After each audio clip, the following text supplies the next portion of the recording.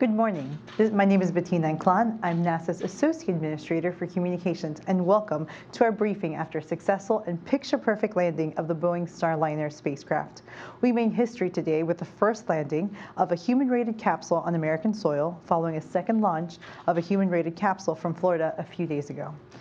Today we have a great group of people to give us more information about everything about Starliner. With us is NASA Administrator Jim Bridenstine, Jim Chilton, Senior Vice President of Boeing's Space and Launch Division, and Steve Stitch, Deputy Manager of NASA's Commercial Crew Program. They'll first start with introductory remarks, and then we'll open up to questions from reporters. With that, I'll turn it over to NASA Administrator Jim Bridenstine. Well, thank you, Bettina. On Friday, after the separation of the vehicle from the launch vehicle, we had some challenges, and I was very clear that a lot of things went right, and a lot of things did in fact go right. But we had a lot more left to do. We had to test the vehicle itself. We had to test entry, descent, and landing. And so I can tell you this morning, we're all very excited that a whole lot more things did go right. Went very, very well, as a matter of fact. In fact, you could argue that some of the hardest parts of this mission have now been proven to be very, very capable. And so that's all positive. You look at the landing, it was an absolute bullseye. Better than I think anybody anticipated. And so that's good for the agency, it's good for Boeing, and it's good for the United States of America. So when we think about the end-to-end test, which we just went through, you have the launch. The launch is a very, very difficult part of the mission. And we proved that we could launch a Starliner on an Atlas V rocket. We proved that the Centaur upper stage with two RL-10 engines at a lower trajectory than it normally has. That hasn't been done. Two RL-10 engines hasn't been done since 2004, and it's never been done with this low of a trajectory for human spaceflight. So all that proved out to be very capable. Of course, we had the challenge with the mission elapsed time, which ultimately resulted in the spacecraft believing it was in a place where it wasn't and trying to make corrections to get where it thought it should be. But we got control of the spacecraft. We flew the spacecraft very successfully. We did not make it to the International Space Station. We did not dock. But the spacecraft flew exceptionally well. And then, of course, we brought the spacecraft home for the first time, landing a capsule on land in the United States. We have not done that as a nation before. We have now done it. And not just done it, we pinpoint landed it, which is, quite frankly, amazing how that was accomplished. So a lot of things went right. I said that on Friday. A whole lot more things went right today. So we are very excited about the future. This is part of our commercial crew program. We need to have dissimilar redundancy for how we fly astronauts into space. We have two commercial crew providers, and this is yet the next step in this evolution to get to a commercial crew capability for our nation. And of course, the end result is commercial habitation, commercial crew, commercial resupply, where NASA can be one customer of many customers. That's our goal. When it comes to low Earth orbit, we want to be a customer. We very well may be a tenant customer for a period of time, but we want to get to a point where we are a customer, and we want to have numerous providers that are competing against each other on cost and innovation, driving down cost and increasing access. And today was really a great milestone in that eventuality. So with that, I'll turn it over to Jim Chilton. Thanks, Jim. I'll give you a little bit of a mission summary here. We are really, first and foremost, pleased with how this team came together. The shoulder-to-shoulder joint Boeing-NASA team, the collaboration, it was fantastic. Of course, the big pieces of the mission, we've got a brand new human-rated Atlas V, which is really not the same thing. Flying a different trajectory, different aero shape, you can only test that at scale. That went terrific. The spacecraft, although we got a little bit of a surprising start, the team immediately took care of that. We circularized in orbit and were able to show that this spacecraft controls attitude, does all the things she's supposed to do, keeps people safe. Our cabin temp and pressures and all that were terrific. Of course, return is another, yesterday I mentioned, return is something that you can't really test. You got to put your heat shield on and go through the heat regime. Today we just had, it couldn't really have gone any better. We got down, got guidance lock, got undershoots, and touched down in the center of the bullseye. As Jim mentioned, the crews are On site, we had about an hour target to get the hatch open. You know, you want to make sure you could get in there if you had to quickly. It was an hour and 2 minutes. Very, very proud of that team. They were out there in the cold, ready. We landed without a lot of light, another great demonstration. And so from an overall perspective, we are just as pleased as we could be with the design. Rosie the Rocketeer, you know, I've had a few questions walking in, so I'll just go ahead. Rosie the Rocketeer she lived in air-conditioned splendor for the last couple days. She had about a 58 to 65 degree cabin temperature and 51% humidity, and that was again as measured when we landed, so reentry did not disrupt that, and of course comfort's going to be important. And overall, the design just held up really well, you know, almost as well as the team. So I'll double down on what you're talking about, the team. Yeah, I just had a meeting with the flight directors. Richard Jones, you know, was the flight director for launch and reentry, and he said the team collapsed. The team literally became one, and he said nobody wore a badge. The Boeing people didn't wear a badge. The NASA people didn't wear a badge. It was just about mission accomplishment, and because of that, this ended up being a very positive test flight. That's great to hear, yeah. Richard, and you say that. NASA crews are going to fly in this. NASA will always have to know a lot about it, so being shoulder to shoulder with us and us being completely clear about what's going on is a big part of this mission. It was a flight test, so there's some technical details that can be gone through. As you enter a flight test, you have a list of objectives. We can't confirm them all. If you went straight down the checklist, I think we'd be in the low 60% right now. Inside the capsule, we have a series of data recorders, and the data on those recorders is not sent back home through telemetry. Things like temperature sensors on the hull and strain gauges to see bending and what kind of shock did you see. There's a suite of sensors in the seat for Rosie the Rocketeer. Some of those we can get at White Sands. Many of those, we're about 2 weeks away. We'll take the ship back to Florida. It's about a 10-day transit, a couple days on either end. So we'll really have all the data at the end. If I was going to infer how that data is going to come out from cabin temps and how pristine the vehicle looks, you know, I'd say we're probably in the 85–90% range of our test objectives.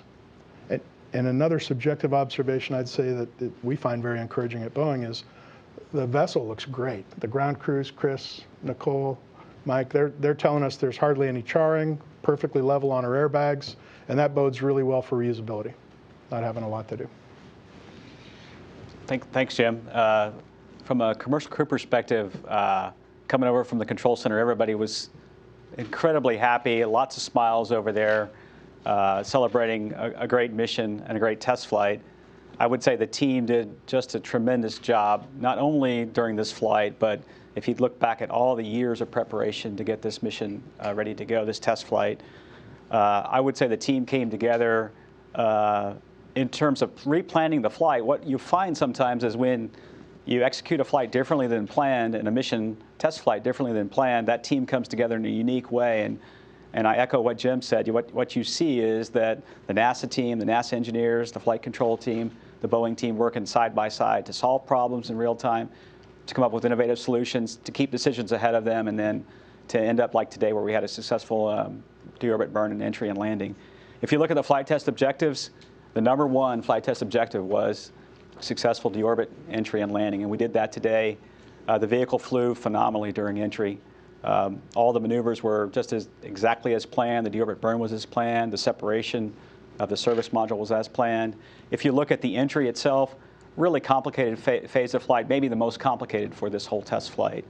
And there's a sequence of about 80 different pyros that have to fire to put the drogues out, to separate the base heat shield, to separate the service module and the crew module, deploy the main parachutes, and all that went well. The vehicle controlled itself perfectly.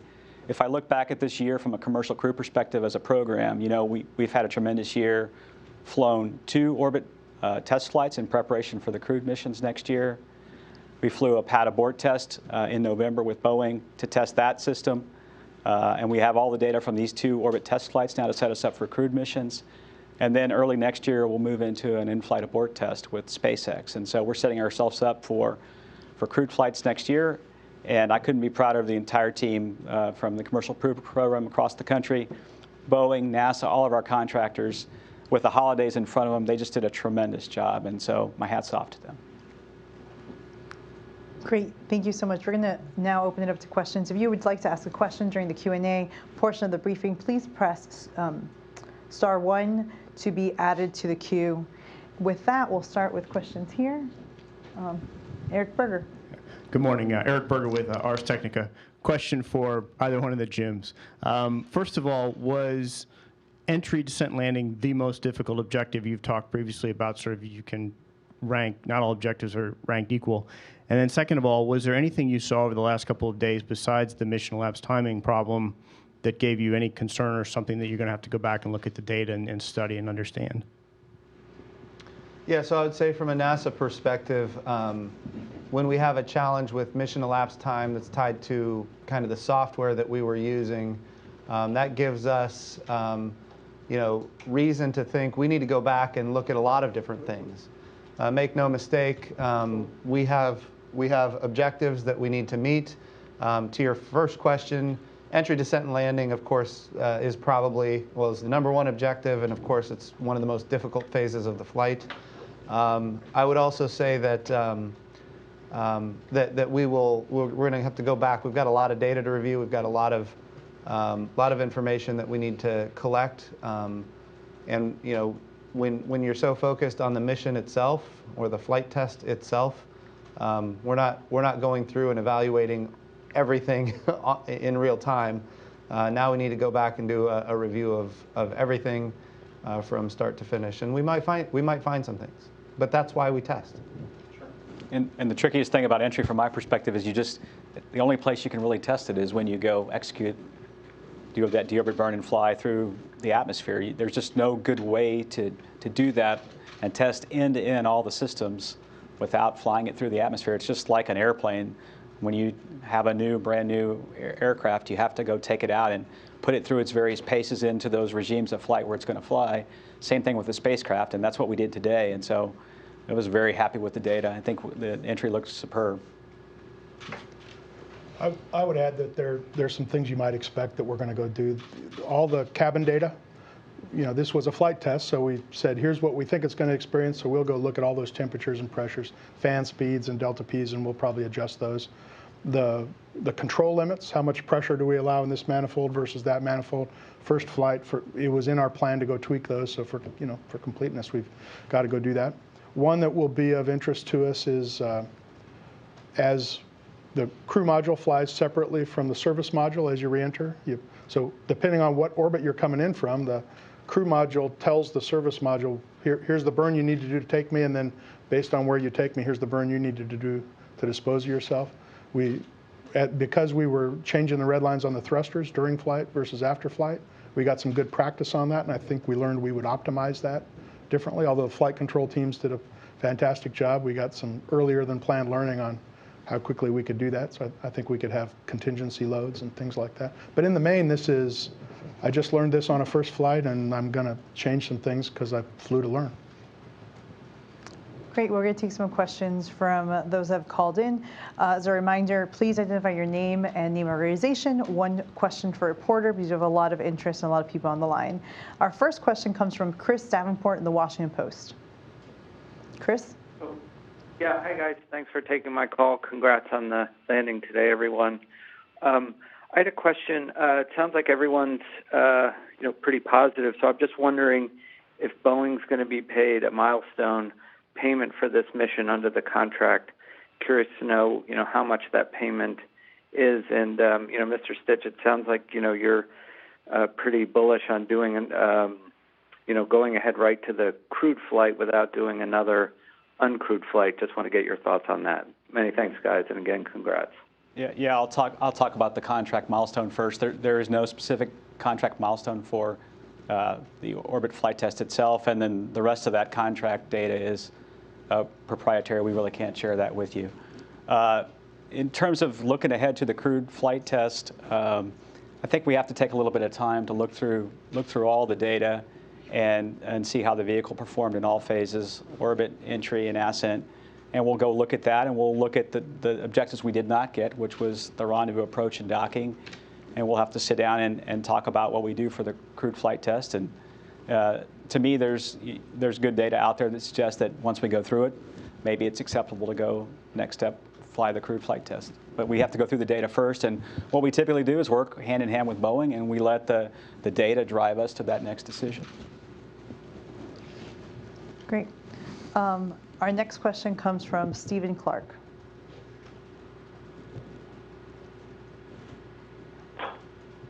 Hi, happy holidays all. Thanks for taking my call. Just wanted to follow up on Steve Stitch's last comment. Looking through sort of a statement of work from the CCT CAP contract back in 2014, it says that, and I quote, OFT shall include a vehicle that validates launch and flight operations, automated rendezvous and proximity operations, and docking with the ISS, assuming ISS approval. Just wondering how you can square that statement with being unable to dock on this mission and potentially still go forward with the crew flight test. Thanks. Yeah, again, I think it's really early to go say what we're going to do for the crewed flight test. We've got to take a little bit of time to go digest that data and look through that data and figure out what's the next step. You know, we just landed today, and we really haven't had a chance to look at all the entry data. So it'll just take us a little time to go sort through the data and get together with the right teams to look through the different phases of flight and then figure out the next steps. I would say that there's also a difference between what is a NASA requirement and what is a contractual requirement for this particular flight test. And the NASA requirements might not be the same as the contractual requirements for this particular flight test. So extrapolating one to the other may or may not be appropriate, but we'll have to make that evaluation as we look at all the data. Great. Again, for reporters, if you want to ask a question, please press *1. Please identify your name and name of organization. Our next question will come from Bill Harwood. Yeah, thanks. This is for Bill Harwood, CBS News. This is for Jim Chilton. You said yesterday you plan to thoroughly exercise all the thrusters, et cetera, between then and landing. And I'm wondering how that went. Are you more sure now that it was just sensor issues on Friday and not a real issue in the propulsion system? And related, were there any other obvious anomalies that you know of this morning other than the timing issue and the possible sensor anomalies that you mentioned earlier? Thanks. Sure. Thanks, Bill. To rehash, or to restate what we talked about yesterday, as we entered space, the service module got a good workout as work and attitude control because we didn't have an orbital insertion burn, and we used a lot of the small thrusters to go raise orbit instead of one big orbital insertion burn. Given that, we had a lot of duty cycles on the thrusters. As I mentioned yesterday, we started seeing some intermittent on-off in the indication of the health of those. We set a course of action to decide if that was a sensor issue or a thruster issue. Oh, and in fact, what the protocol is, we take them, if you see enough intermittent, we take them to kind of a safe mode, don't use them, because there's a lot of redundancy. There's 28 thrusters on the service module. And we even shut down one manifold as we saw pressure go low because it had been used a lot. So of course the technical teams got together and we began a protocol of for each thruster, mask the sensor and then engage the thruster and watch the guidance system to see if it worked. We recovered all the thrusters. We chose to leave one off. We recovered the manifold that had been turned off. We began reentry with 27 out of 28 and the crew module flight computer informed the propulsion controllers on service module before they separated, and all that appears to have gone really well. So, you know, thanks for the question. That course of action we described yesterday worked like a charm. There was a timing to make. We really liked this landing opportunity this morning, and we had the flight control team ready to do it, and we worked through that protocol effectively. That and the software verifications for it were running into 9, 10 p.m. last night. So we just said, hey, we've got plenty of redundancy to come on home. So that's what we did. I think there's an added benefit here, if you can say that, which is that when you have these off-nominal situations, you actually get to test your systems at a level that you normally would not test them, and not just the systems themselves, but also the teams. How do the teams deal with ultimately the challenge that's in front of them and move forward in a positive way? And so we're going to get, I think, a lot more data than we would have gotten had the test gone according to plan. Yeah, it was awesome to watch the team work to recover the thrusters over the last 24 hours or so, and then repressing the manifold took about 50 commands and slowly bring that pressure up in that manifold to recover the jets and then hot fire them. And then today, all the thrusters work great. We didn't see any thrusters fail at all during the burns and during the maneuvers. And so it was really, just as a kind of a manager, just watching the team work, it was something of beauty to see. Yeah, the verification, the whole discipline at speed was tremendous. Bill, the other part of your question was did we see anything else? Very minor, I think, but as we entered, you heat up, get down into the atmosphere. As you enter the atmosphere, your guidance system, which has 3 redundant units that combine inertial gyroscope type nav with GPS type nav, that's blended. The 3 of those vote. 2 out of the 3 immediately acquired a signal. The 3rd one lagged. The system wants 2, so it takes the first 2. The 2nd one lagged, and it did acquire very shortly thereafter, but it didn't have to be selected. I think that's nominal design performance, but full disclosure, I think the team has to go look at that. I think that's expected. We do know there's a monopropellant propulsion system on the crew module. Its main tank has gaseous nitrogen ullage that pushes down on a bladder to keep pressure on the propellant. After you're under the chutes and you begin powering down, we send a command to close the isolation valve for the inert gas. And the indication was it didn't close. We don't know what the valve actually did. Might have been temp-related, but that's something the team will go look at. But it's an inert gas system, so we're not tracking anything too important there. Great. Our next question is from David Curley. Thank you. Mr. Chilton, I think you just answered the one question. Was those were the only other anomalies? Were the valve and the sensors on the way down? Was there anything else? Because it looked pretty good as it was coming down. And then you mentioned 60% of achievement. What would you say are the 40%? Is that all just the problems on Friday, or what were you referring to? Well, the 40% is, I can't tell you how the scorecard is until we get the data out of the recorders in the capsule. And so just to be real transparent, the 85 to 90 figure is my prediction of where we'll end up once we get that data based on what we see in cabin temps and the condition of the capsule. It looks like she's in great shape, and there was no indication of any heating or pressure issues on the way down in the data we can see. So looks like the big rocks, I'll call them, the big items you want to know, the aero shape and getting to space worked great. The ship flies very able in space, a lot of attitude control, very durable propulsion system, as it turns out. We know that now. More than we like to know. Don't want to be a revisionist historian, but that's excellent data. And the bullseye landing was terrific. So we're not tracking a lot, but definitely we have to go look at the data. So as I walked in the room, those 2 things I told you are what I know. There are engineers looking at data right now, and there's a crew looking at the capsule. And if there's more to find, we'll definitely be open about that. So I guess in short, once we get the data out of the capsule that is now safe on deck, we're looking at 85 to 90% of the data being available that we sought to achieve. It is also true that does not weigh what's the most valuable data against what's less valuable. And what we know is that launch and reentry, they can't be compared to a lot of the other things that we wanted to test. So I think overall, this is a good test. We're going to get a lot of important information from this test that we're going to use to go forward in a meaningful way. And then also we're going to get the vehicle. We got the vehicle back, and one of the things that we always do, and I know the Boeing team will do it when they get it back into Florida, into the factory, they'll take a look at things. And this is a reusable spacecraft designed to be flown for 10 missions, and we have other missions. Obviously, NASA's planning for commercial crew.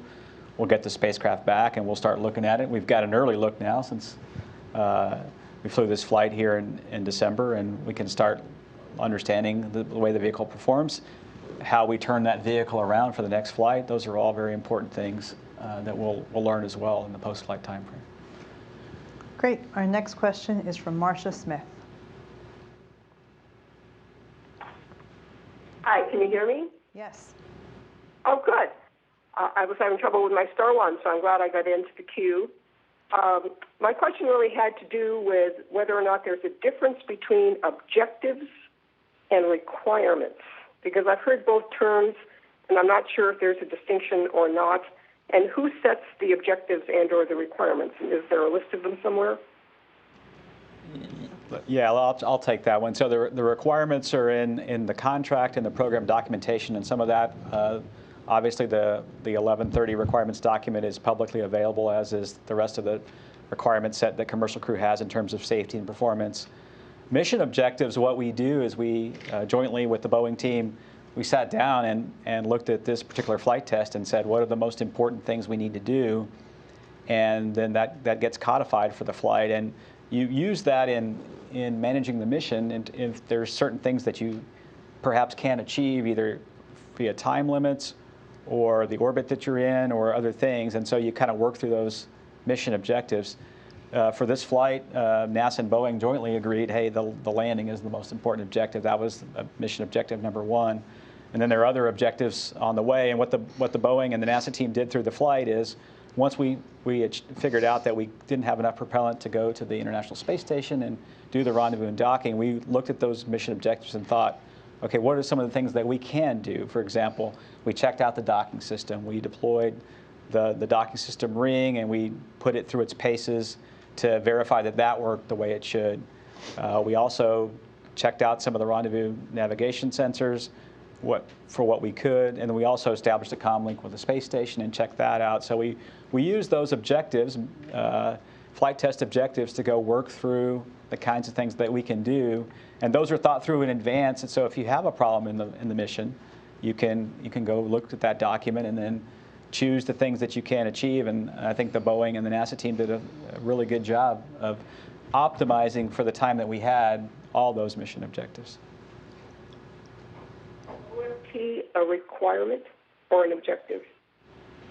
Is OFT a requirement, or can I try? Go ahead, Jim.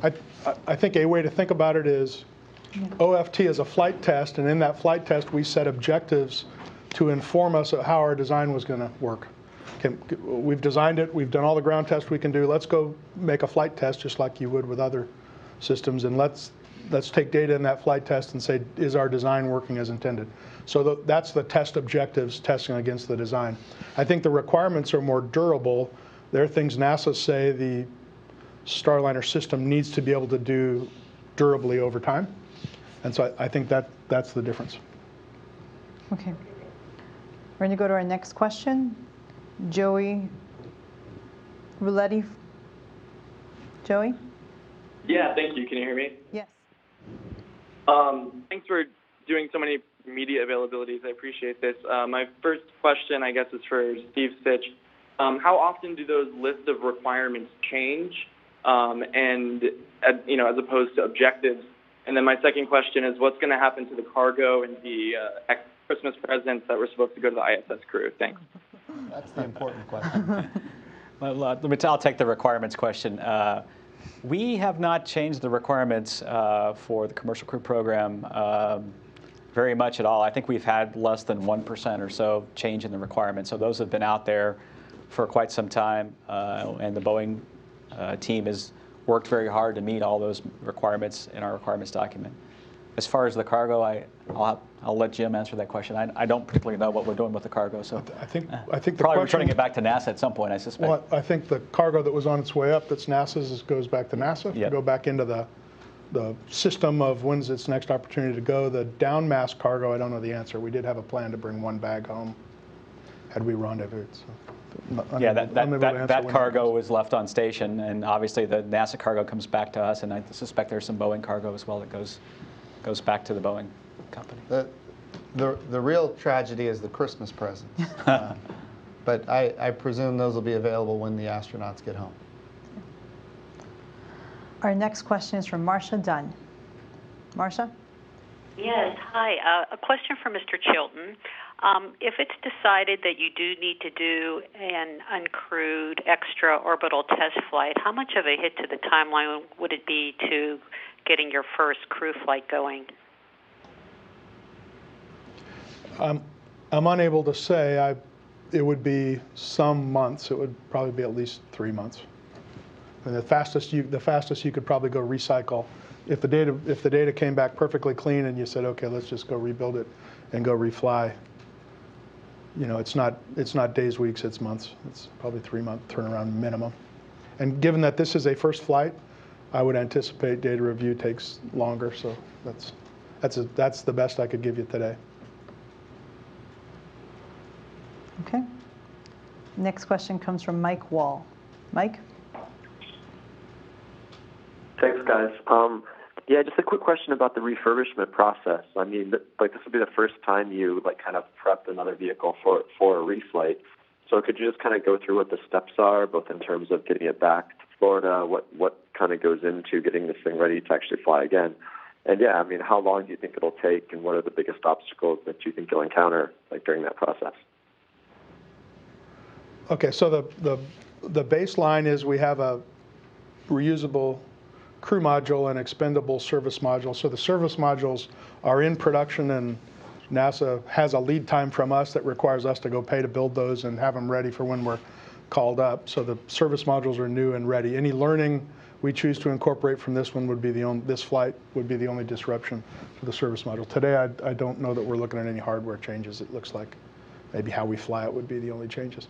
On the crew module, the protocol in ongoing service will be, we know what things have a full 10 mission life with the capsule, and there are some things we will either replace or pull out and look at due to criticality. And in that protocol, there's a lot more of those on post this first flight than we plan to have in ongoing service because we're learning. So this one will take a little longer to turn around, and probably should. You know, we're going to take out some of the development flight instrumentation, make a decision if we want to leave some and fly a data recorder again. So there's some talking and deciding to do after a first flight. But in the main, we don't take the capsules significantly apart. They're built where they're in an arrangement. Think of a clamshell. If we need to, we can take them apart, so the crews can quickly get in there and do very large scale. You know, if you had to do major mods and you wanted to extend the life of one, you would open the clamshells and go change a bunch of parts. Right now, our plan does not open it up. It goes in and changes some components, and all of that is the caveat of what do we learn from this data review. And obviously, there's some standard refurbishment that's done every flight. The thermal protection system will inspect that on the what's called the backshell panels around some of those tiles and blankets. I suspect would get refurbished. There's a new heat shield that gets installed on every flight, a new airbag system that gets installed on the crew module every flight, and a new set of parachutes and a forward heat shield that separates to allow the parachutes to deploy both the two drogues, which come out very early in the mains. Those are all nominal refurbishment. And of course, we'll look at other things, as Jim said, and we'll go work through it together with the Boeing and the NASA team. Yeah, some of the critical systems, we will incrementally make them reusable. We'll start with new and then get a couple flights under our belt and look at hardware and say, okay, we can start reusing that. Our next question is from Emery Kelly. Trying to unmute your line.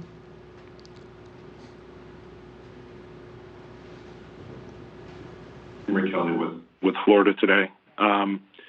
I guess I'm having just a little bit of trouble wrapping my mind around the 80 to 90% of data gathered figure. I mean, I see where you're going, but I guess my question, and just for my understanding as well, and to be clear, if Starliner had flown to the ISS and spent 8 days there and come back, wouldn't there be exponentially more data from many more operations?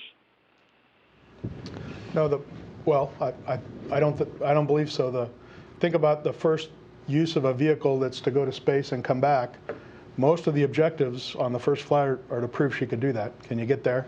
Can you control her when you're there and keep people safe in her? And can you get home and accurately do this terra firma landing? If you imagined, had we rendezvoused and docked, we were going to dock, open the hatch, deliver the presents, then we were going to power down. Yeah. I think what Jim's saying is we tested just about all the systems on the vehicle. The things that we probably didn't test would be some of the Vesta sensors. We didn't get the test of those. We tested the vehicle's ability to do maneuvers, and we did several of those on the flight. We tested all the thrusters. We tested the orbital maneuvering system engines. We tested the docking system. We tested the link to station. So we tested a lot of things. We tested the environmental control system. the guidance navigation control, the flight computers, the thermal systems.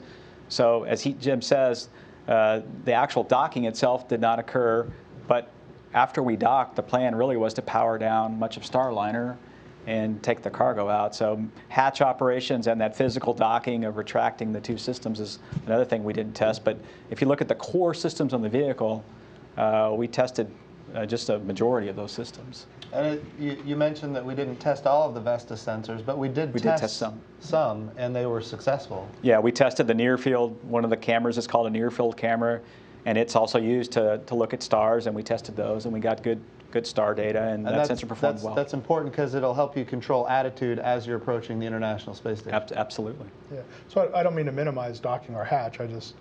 If there was a perception that we had a very busy test schedule inside the capsule after docking, you know, there was hatch opening, there was going to be some verification, present delivery, some joy on the face of Rosie, and then we were going to power down and wait till the right time to come home.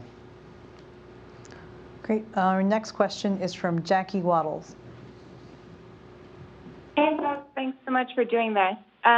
So my question is for Jim Chilton, kind of at the risk of beating a dead horse here, but I wanted to ask you, from a gut check perspective right now, would Boeing be comfortable moving forward with a crew flight test without completing another OFT? And what exactly is your time frame for completing the necessary data reviews to figure out what the issue was with the mission elapsed time anomaly? Okay. Well, thanks for the question. First, I'll say is our approach for development of this system is incremental. We really, you might recall, we really didn't declare for orbital flight test until we had a successful pad abort test. We didn't see any point in going to space until we could prove we could get this reentry system tested in a very short timeline pad abort mode. So we kind of go one step at a time. So I just be frank, Boeing, until we look at all that data, is not in position to propose going to do a crewed flight test. And if everything had gone swimmingly, I don't think I'd be here proposing it till I saw the data. Now that we know we've had challenges, then maybe data review is a little longer. I think that you just hit an important point, which is had everything gone according to plan on this flight, we still wouldn't be saying that we're ready to put humans on it at this point. So that's an important point. We have to make sure we test the data, and there's going to be a lot of reviews going on for, I don't know, weeks, months in front of us before we're comfortable saying that we would put humans on there. I didn't mean to step on you, but that's an important point. And so, you know, just from a full candor, we'll get the data, we'll review it, we'll propose what makes sense. I think we're into January, pretty deep into January, before everybody has a thorough understanding. I will say that everything we're looking at today looks like this design works great, and the team is, we knew the team was great, but they're beyond great, obviously. So the answer to the question is we're not in position to propose that, and we don't propose it until we know the machine is worthy. And NASA's, you know, from a commercial crew perspective, we're doing the exact same steps. We wanted to have an incremental approach to look at these vehicles. Testing the abort system at White Sands back in November was a very important step moving forward toward crew flight. This orbit mission, testing the ascent phase of the flight, the deorbit, the entry, and the orbit phase, and making sure all the systems worked as they should for crew was another important step. We need to sit down, review the data, and do it with our Boeing colleagues and come to a conclusion as what's the next right step for the program. Our next question is from Irene Klotz. Irene? Hi, good morning. My question is for Jim Bridenstine. You've told us that your reasons for replacing Bill Gerstenmaier and is to bring some new kind of fiscal reality and schedule reality to the human spaceflight programs. So now that you've kind of experienced firsthand the problems after Demo 1 and the misrigging on the Boeing's abort flight test and now this issue with the timer, do you still think it's realistic that you're going to be able to develop a more than one human lander systems, lunar landing systems in less than 5 years? Yeah, so apples to oranges here. I think absolutely. We have to remember that a lot of our, the companies that are interested in taking our astronauts to the moon a lot of them have, in fact, already been making big investments into this capability. And when we think about how we make it all happen, we're going to need the SLS rocket, the Orion crew capsule, the European service module. Those are already not just well under development, they're about to be fully tested. And then after that, we've got to have a gateway and a landing system. So most of the architecture is well under development. We do have, some elements that we need to make sure get developed. But for the first time, and Irene, I know you know this, for the first time since the Apollo program, we now have a human landing system that just received $600 million for the fiscal year 2020. And maybe it's a little late in the fiscal year for 2020, but we got it. It is now there. But we haven't had that since the Apollo program. And again, a lot of our partners are interested in investing their own money as well. So, they have been all along, as a matter of fact, even ahead of this, investing their own money, to some of them, in order to achieve this outcome. So I am not at all unwilling, or I'm not at all willing at this point to say that it can't be done within 5 years. I absolutely think it can, and that's what we're pushing for. Our next question comes from Keith Cowing. Hi, it's Keith Cowing at NASAWatch.com. A few minutes ago, I tweeted something that I originally posted 17 years ago. It was the contingency plans in case the Soyuz landed in North America. And long story short, the document calls for a team. You form a go team, you get in a convoy, you drive to where it came down. And when I worked at Rockwell back in the day, we had something similar in my office. There were people that were on a short list in case the orbiter came down where it wasn't supposed to. And indeed, that was implemented, as you know, with STS-3 at White Sands. Can you folks at Boeing, and I guess at NASA as well, describe, do you have a go team in place in case you have an off nominal, to use your term, landing site? Are there people on, pre-positioned in place? Are there airplanes and convoys waiting to take them there? And how would you deal with getting the logistical support to a landing where none is expected to be in place? Good question, Keith. Thank you for the question. We do have some contingency plans, for example, for the crewed missions. We could have a situation during the launch where we ended up, if there were a problem with the rocket, boarding out of that and landing somewhere in the Atlantic Ocean or anywhere really around the world. And so we've worked with the DoD forces to actually be part of that rescue. And so that is in place for the crewed missions. We also do have a bit of a ready team here at the Johnson Space Center that would go meet the crew and meet the capsule should it land somewhere off nominal. There's multiple landing sites, and Jim can talk about those here in the U.S. And then really worldwide, if there's an emergency, Boeing's vehicle is designed to land both on land and in water. And for the water rescue, the NASA would be responsible for that activity, working with the DoD to go recover the crew. Again, if you have a question, if you would like to ask a question, just press *1 to be added to the queue. Our next question comes from Alan Boyle. Hi, thank you. I wanted to ask about Calypso. Sonny Williams had given that name to this capsule, and so is that the official name now? What's the process for naming it? Is it up to the astronauts? Thank you. Well, remember, this is commercial crew, so it's probably going to be up to our commercial partners to name the capsule since they own it and operate it. NASA, in this case, we want to be a customer. So I would imagine that if NASA weighed in and said we want to name it something, Boeing would probably follow suit, but we haven't done that in this case. Hard to resist the allure of the commander of your first Revenue Service flight picking her name, so I'm sure we'll be chatting with Suni. Cool name, by the way, on a personal note.